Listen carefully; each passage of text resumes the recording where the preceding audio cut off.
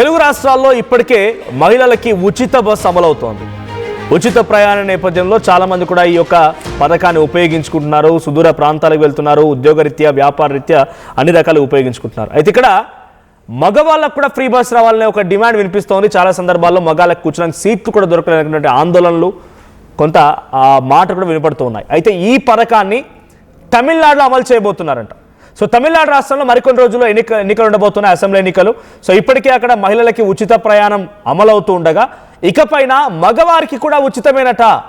So తమిళనాడులో ఉన్నటువంటి AIADMK అంటే ఒకప్పటి జయలలిత ముఖ్యమంత్రిగా ఉన్నటువంటి ఆ పార్టీ, జయలలిత పార్టీకి సంబంధించినటువంటి మేనిఫెస్టో ఇది.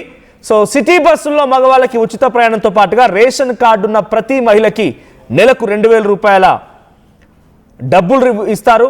ఆ తర్వాత గ్రామీణ ప్రాంతాల్లో ఉన్నటువంటి ఇల్లు లేని వారికి ఇళ్ల నిర్మాణం ఉంటుంది. ఇక 2 వీలర్ స్కీమ్ కింద మహిళలకి 25,000 రూపాయల సబ్సిడీ కూడా ఇస్తారట. 100 రోజుల ఉపాధి హామీ పథకాన్ని 150 రోజులకు పెంపడం. తర్వాత తమిళనాడు అసెంబ్లీ ఎన్నికలకు ఈ రకంగా అన్నా డిఎంకే పార్టీ సిద్ధమైంది.